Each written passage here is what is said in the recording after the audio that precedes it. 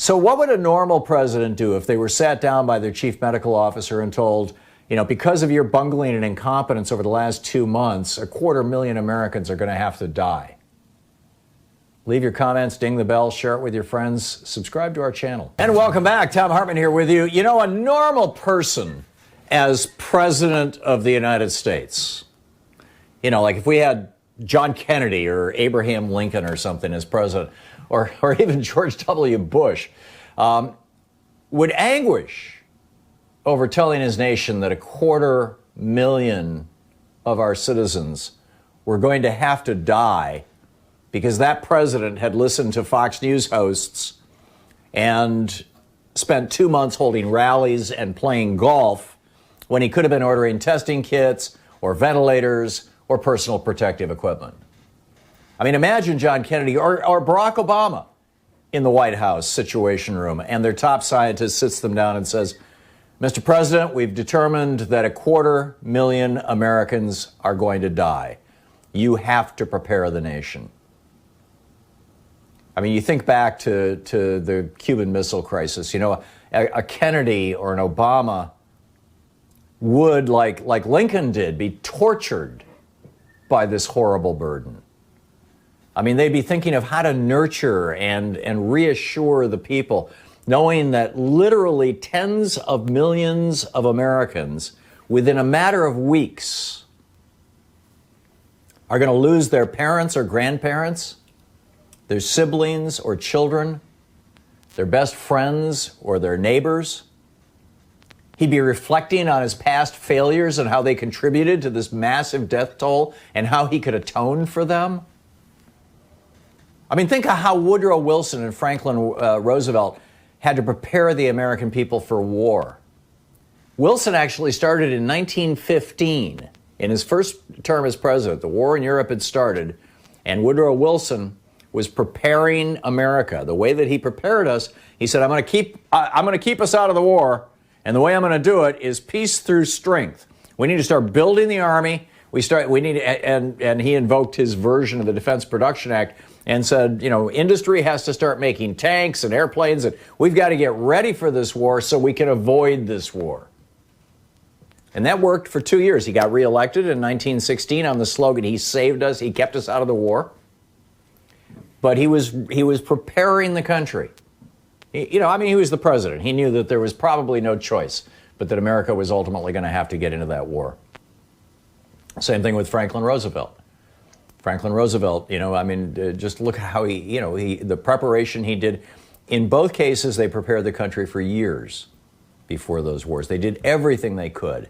And still, they held us close through those terrible times.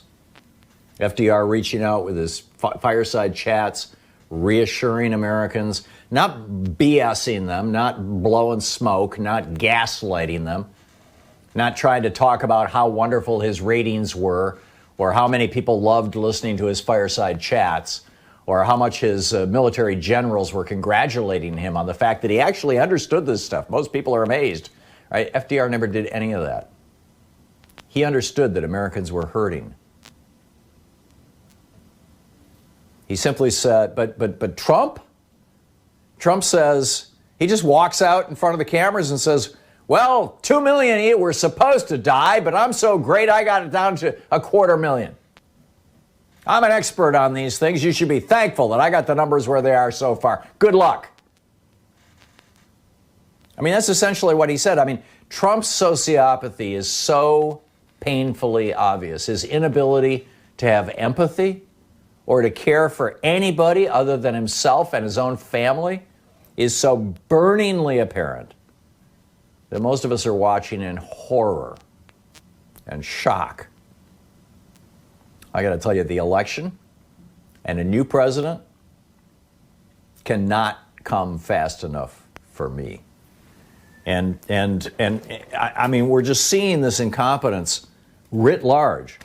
This from Politico. Last week, a Trump administration official working to secure much-needed protective gear for doctors and nurses in the United States had a startling encounter with counterparts in Thailand. The official asked the Thai people for help. Hey, you got any extra personal protective gear? only to be informed by the puzzled voices on the far side of the line that a U.S. shipment of those same supplies, the second of two so far, was already on its way to Bangkok. This was personal protective equipment, masks, respirators, ventilators. We shipped them all. We've shipped two shipments of them to Thailand. Maxine Waters tweeted this a couple of days ago. She tweeted, "Trump, you incompetent idiot. You sent 18 tons of PPE to China."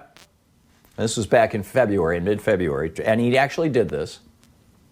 "But you ignored warnings and called these concerns a hoax." It was actually 17.8 tons of supplies, which included masks, gowns, gauze, and respirators. Maxine Waters goes on to say, "You've endangered doctors and nurses, aides and orderlies and janitors, all risking their lives to save ours. Pray for forgiveness for the harm you're causing. Amen, Maxine." Meanwhile, we're seeing now the bizarre nature of capitalism dominating an economic and political system rather than rational, regulated capitalism, where the government is actually making some decisions. For example, the Hahnemann University, Samuel Hahnemann was the founder of homeopathy, actually, back in the day. And one of the first hospitals in the United States was the Hahnemann University Hospital. I'm not sure if it was this exact same one, but hospitals named after Samuel Hahnemann were all over the country back in the 1800s and the 1700s even. Or no, it would be the 1800s. But in any case, there is a 500-bed hospital in Pennsylvania, in Philadelphia, that closed last year in September of 2019. It closed just 6 months ago. And Philadelphia wants to reopen it. But there's this guy, his name is Joel Friedman. He's a real estate investor in California. And this from this article that was published by Igor Dariush in Salon. But the hospital will remain empty after owner Joel Friedman, a California real estate investor, demanded that the city either buy the property or pay him almost $1 million a month in rental and other costs. And the city is like, we can't afford that. Thanks, but no thanks. Meanwhile, Hobby Lobby has reopened their stores. Hobby Lobby on Monday reopened all 19 of its stores in Ohio, 17 out of 20 in Wisconsin. And the company circulated talking points to managers, Travis Geddes is writing over at Raw Story, to managers if local authorities asked questions about the decision. One of the 3 Wisconsin stores remains closed after it was forcibly shuttered by police. A similar incident was reported in Jeffersonville, Indiana, where local authorities forced Hobby Lobby to close after reopening for 1 hour. Meanwhile, a company in Texas, industrial supplier Hatfield & Company, is sitting on 2 million masks. And, they're saying, we want $6.3 million for this. That would be $3 a mask. These are 50-cent masks typically. For a minimum order of 1 million masks, with an option of buying 2 million more for nearly 13 million. This is highway robbery, said an industry spokesperson familiar with Hatfield & Company's pitch, who was not authorized to speak to the media and requested anonymity. He said, "It's just disgusting to me." This company is based in the Dallas suburb of Rockwall, and it doesn't stock these as their normal line of products. But the company found a supplier for the masks, and so they're just a middleman, right? But hey, let's jack up the price and make some money. There's a crisis going on after all. Never let a little crisis go to waste, right? As an opportunity to make some money.